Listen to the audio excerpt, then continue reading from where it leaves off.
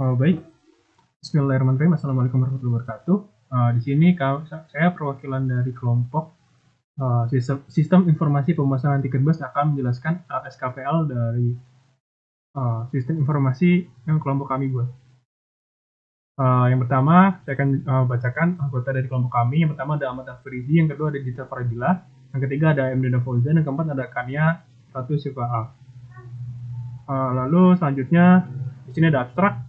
Untuk dokumen ini berisi tentang perancangan sistem informasi pemesanan tiket bus yang ditujukan untuk memudahkan sistem pemesanan tiket oleh konsumen kepada penyedia transportasi bus. Mungkin untuk penjelasannya akan saya skip pada bagian-bagian yang penting saja dan ambil beberapa contoh karena keterbatasan waktu yang diberikan. Lalu selanjutnya di sini ada maklumat, mungkin akan saya skip. Lalu ada contoh revisi dokumen juga di skip. Lalu ada daftar isi. Di sini mulai dari spesifikasi kebutuhan perangkat lunak, PTB, maklumat, versi dokumen, kontrol revisi dokumen, sampai nanti yang terakhir ada Appendix B, yaitu berisi daftar dari kebutuhan. Lalu selanjutnya ada pendahuluan. Yang pertama, dokumen ini berisi tentang spesifikasi kebutuhan perangkat lunak sistem informasi pemesanan tiket bus. Tujuan dari penulisan dokumen SKPL ini adalah untuk menjelaskan bagaimana proses pengembangan pemesanan tiket bus berbasis internet serta proses interaksi dari masing-masing entitas dan menjelaskan spesifikasi kebutuhan perangkat lunak yang dikembangkan secara umum. Lalu dari ruang lingkup mungkin akan saya skip. Lalu udah definisi juga akan saya skip. Mungkin di skip aja sampai ke bagian yang penting.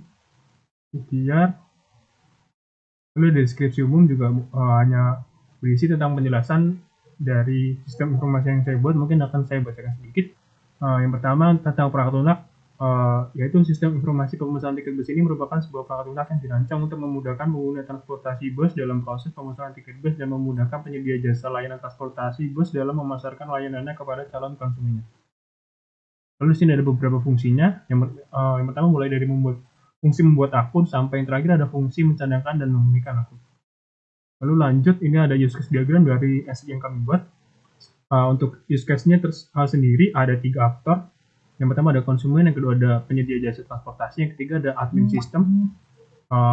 Dengan use case bisa dilihat terlampir ya untuk ini mulai dari konsumen, penyedia jasa bus sampai admin punya beberapa daftar use case yang bisa dilakukan dalam sistem informasi ini. Mungkin bisa dilihat di use case-nya aja. Akan saya skip. Lalu selanjutnya ada karakteristik dan klasifikasi pengguna. Untuk kategori admin system, yang pertama di sini tugasnya yang pertama membukukan akun, yang kedua ada mencadangkan dan memulihkan akun. Lalu untuk yang kedua penyedia jasa bus itu adalah dia bisa mengelola akun penyedia jasa sampai yang terakhir dia nanti bisa juga membuat akun penyedia jasa transportasi. Lalu untuk konsumen use case-nya yang pertama mulai dari membuat akun sampai yang terakhir dia bisa mengelola akun. Selanjutnya ada lingkungan operasi. Bisa dilihat untuk perangkat lunak pada sisi server yang dibutuhkan itu sistem operasinya dalam Microsoft Windows dengan script language-nya PHP dan HTML dengan DBMS-nya MySQL. Lalu untuk sistem yang kami buat itu basisnya adalah web browser. Lalu selanjutnya ada batasan, mungkin akan saya skip. Lalu di dokumentasi, asumsi dan ketergantungan juga akan saya skip. Lalu ketiga ada kebutuhan antar muka eksternal atau UI. Bisa dilihat di sini untuk antar muka pengguna. Sistem ini dibuat menggunakan database localhost, MySQL, dan Visual Studio Code, dan seterusnya lagi. Lalu ada antar muka perangkat keras, antar muka perangkat lunak, antar muka komunikasi. Lalu yang keempat ada feature system. Di sini bisa kita lihat ada use case diagram yang sebelumnya telah kita singgung. Yang pertama di sini mungkin akan saya berikan satu contoh untuk satu fungsi yaitu SKPL F01, F01 yaitu membuat akun untuk aktor konsumen. Bisa dilihat di sini membuat akun dilakukan agar konsumen bisa melakukan berbagai aktivitas di dalam sistem informasi pemesanan tiket bus. Membuat akun dilakukan dengan cara memasukkan nomor handphone atau email dan password. Terdapat tombol buat akun pada UI fungsi ini. Lalu di sini ada alur dari fungsinya. Mungkin nggak perlu saya jelaskan. Lanjut aja ke dalam activity dari fungsi tersebut. Jadi di sini untuk activity diagram dari fungsi membuat akun SQL P01 ada 3 swimlane ya, konsumen, sistem, dan database. Yang pertama dimulai dari konsumen, yaitu konsumen ngeklik semacam pilihan membuat akun. Lalu dilanjutkan ke sistem untuk menampilkan form membuat akun, lalu dikembalikan lagi ke dalam konsumen untuk konsumen yang kemudian akan mengisi form membuat akun tersebut, dan seterusnya ya, diikuti alurnya sampai nanti di proses akhir, yaitu menampilkan pesan data akun bisa dibuat jika semua proses alur dari fungsi ini telah dijalankan oleh konsumen. Lalu di sini ada UI dari fungsi tersebut ya, bisa dilihat di sini ada buat akun Safetybus ada beberapa field yang perlu diisi, yaitu mulai dari nama, email, password, dan seterusnya sampai yang terakhir ada nomor HP. Lalu di sini ada tombol submit dan clear, di mana tombol submit akan untuk menyimpan data tersebut ke dalam database, dan untuk clear dan tombol clear ini untuk menghapus isian form tersebut. Untuk detailnya akan dijelaskan oleh teman saya yang akan menjelaskannya pada next ini, penjelasan selanjutnya. Lalu di sini ada fungsi melihat info tiket. Mungkin kalau untuk pembahasan fungsi-fungsi secara detailnya akan dijelaskan oleh teman-teman saya. Jadi di sini saya hanya menjelaskan satu fungsi saja, dan yang lainnya mungkin akan di skip ya karena keterbatasan waktu yang diberikan. Lalu di sini ada hanya berisi tentang fungsi-fungsi, jadi mungkin di skip aja sampai fungsi yang terakhir, yaitu fungsi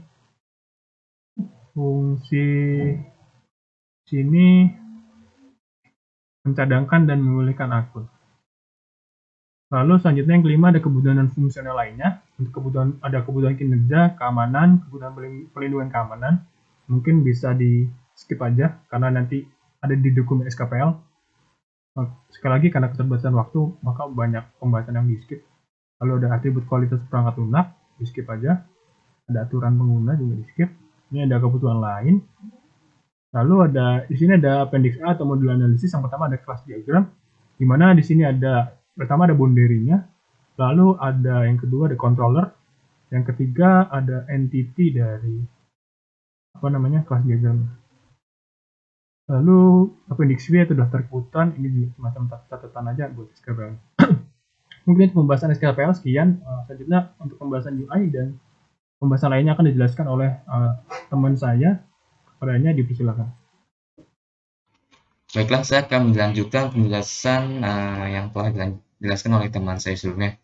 Di sini saya akan menjelaskan terkait PO-Bus. Tapi sebelum itu, mari kita masuk ke web server dari website Bus, di mana dia akan secara otomatis membuka index.html, di mana index.html akan buka tampilan seperti berikut, seperti yang sudah dijelaskan sebelumnya.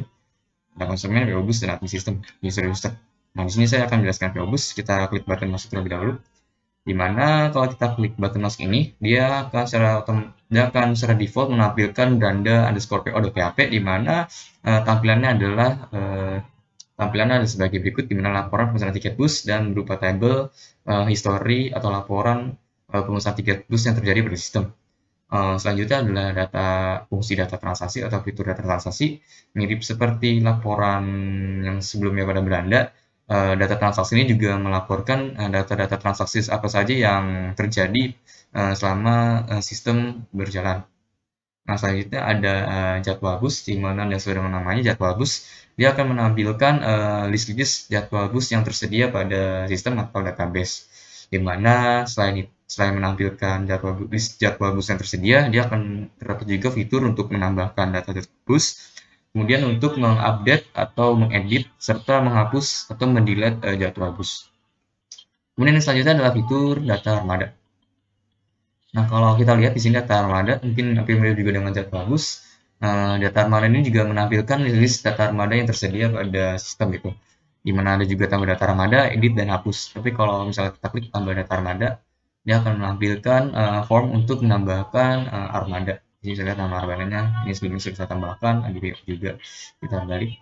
Dan ada juga edit data armada ini. belum.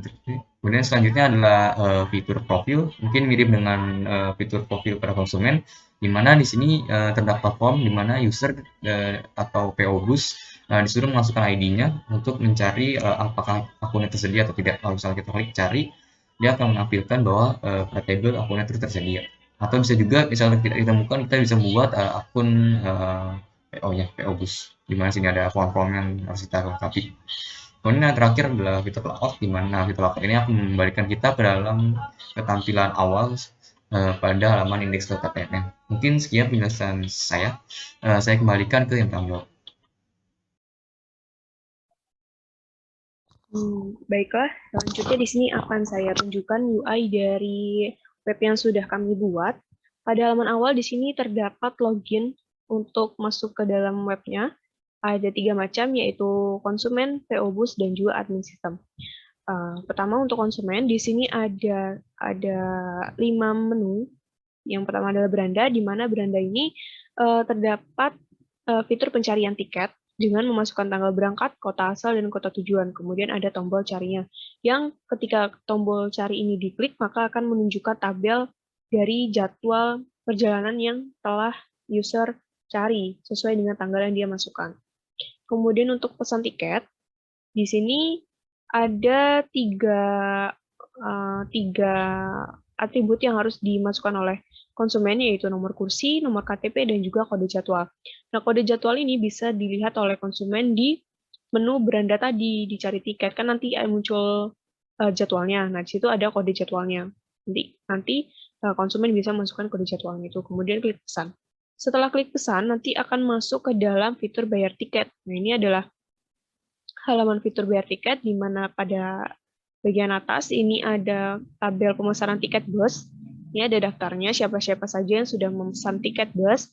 Kemudian di bagian bawah ini ada form untuk pembayaran tiket bus, di mana ada masukkan kode tiket, tanggal pembayaran, status pembayaran, sampai ke nama pemesan, lalu klik bayar. Nah, nanti ketika user mengklik bayar, maka akan masuk ke dalam tabel transaksi yang ada di bawah halaman. Lalu untuk profile, menu profile ini user bisa memasukkan nomor KTP dan juga passwordnya jika dia sudah memiliki akun. Tapi jika belum, maka user bisa bisa klik buat akun, dan di sini user harus memasukkan form untuk mengisi data-data yang diperlukan seperti nama, email, password, hingga ke nomor HP, lalu klik submit. Tapi kalau misalkan tidak jadi atau batal, maka ini kan tadi terisi nih, misalkan sudah diisi, maka user bisa klik clear. Lalu selanjutnya untuk admin system ini pada halaman awalnya terdapat laporan data transaksi. Ya. Kemudian untuk menu-menu itu sendiri merupakan gabungan antara fitur yang ada di konsumen maupun fitur yang ada di PO Boost, karena admin system itu kan bisa melakukan semua fitur yang dilakukan oleh konsumen maupun PO Boost. Nah, yang berbeda adalah pada admin system, dia bisa melakukan cadangkan dan juga pulihkan akun. Nah, di sini ada data akunnya, mau data akun PO maupun data akun konsumen. Nah, di sini ada fitur atau tombol untuk cadangkan ataupun pulihkan akunnya. Mungkin sekian yang dapat saya sampaikan, kurang lebihnya mohon maaf. Terima kasih. Wassalamualaikum warahmatullahi wabarakatuh.